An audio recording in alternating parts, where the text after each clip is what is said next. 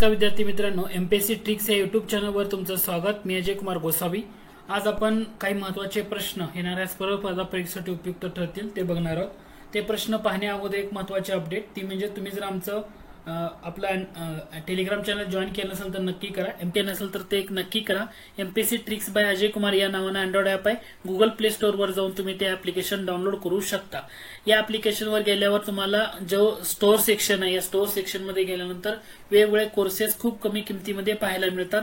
जसं काही sample course मी तुम्हाला इथं दिले आहेत। जसं डाउनलोड करण्यासाठी लिंक डिस्क्रिप्शन बॉक्स मध्ये देतोय, ते लिंकवर जाऊन सुद्धा तुम्ही ते ॲप्लिकेशन डाउनलोड करू शकता। ठीक आहे। नमस्कार विद्यार्थी मित्रांनो, एमपीएससी ट्रिक्स या युट्यूब चॅनलवर तुमचं स्वागत आहे। आज आपण एक महत्त्वाचा टॉपिक बघणार आहोत, तो म्हणजे 73वी घटना दुरुस्ती। 73वी घटना दुरुस्तीसाठी संदर्भातले इतर महत्त्वाचे मुद्दे, त्याच्यामध्ये ऐच्छिक तरतुदी म्हणजे काय, अनिवार्य तरतुदी म्हणजे काय, किंवा त्याच्यामध्ये येणारे शॉर्ट बट स्वीट महत्त्वाचे घटक आहेत ना, ते बघणार आहोत।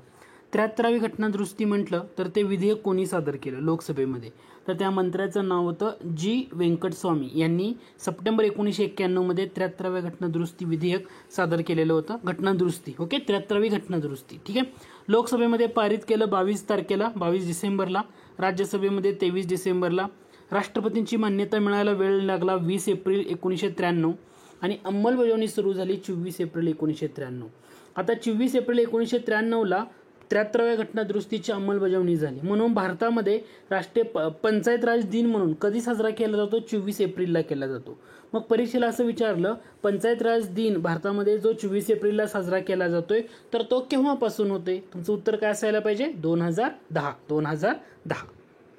आता 73वी घटना दुरुस्ती म्हणलं की भारतीय राज्यघटनेमध्ये 11वं परिशिष्ट आलं, ठीक आहे। आणि त्याच्यामध्ये यासाठी असणारे एकूण विषयांची यादी किती आहे 73व्या घटना दुरुस्तीनुसार?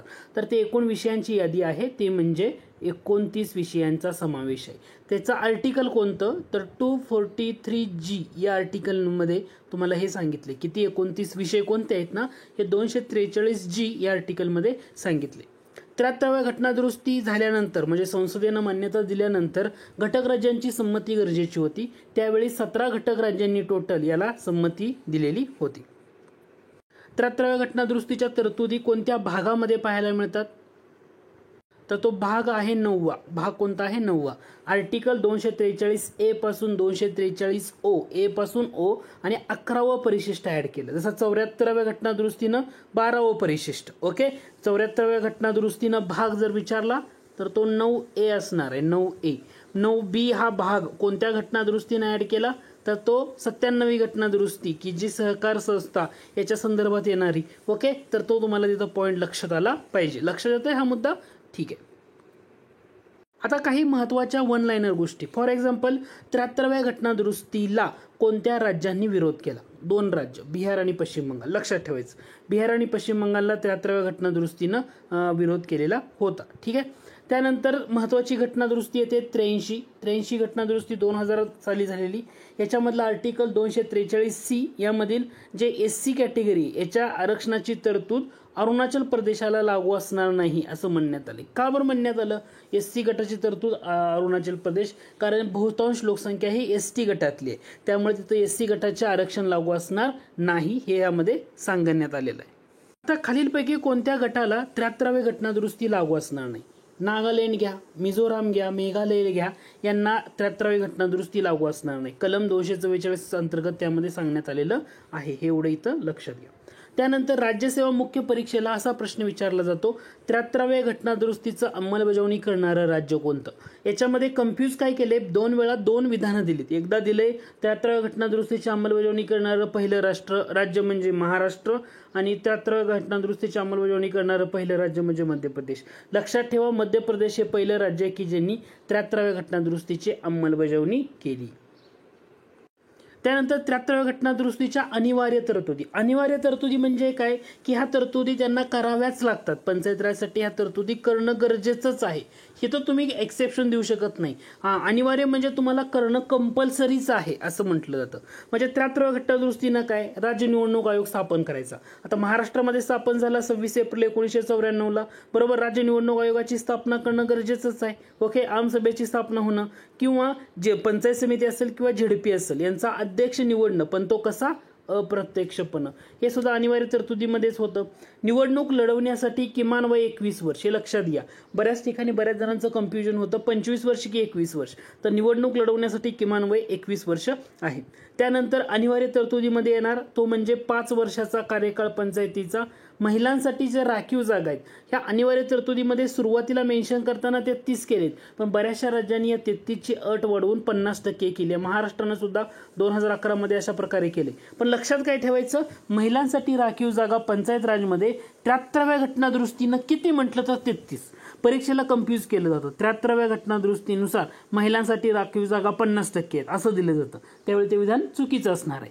सध्या बऱ्याचशा राज्यांमध्ये पाहायला मिळतं 50%. ओके, केलेलं आहे आपण तरतूद, पण 33% हे 73व्या घटनादुरुस्तीचा मुद्दा आहे, हा लक्षात घ्या.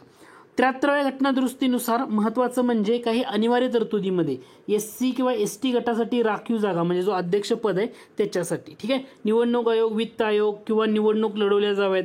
आता दुसरं म्हणजे एखाद्या पंचायतींचं विसर्जन झालं तर 6 महिन्याच्या आत त्या ठिकाणी निवडणूक झाली पाहिजे, ही सुद्धा अनिवार्य तरतुदीमध्ये बघितलं जातं.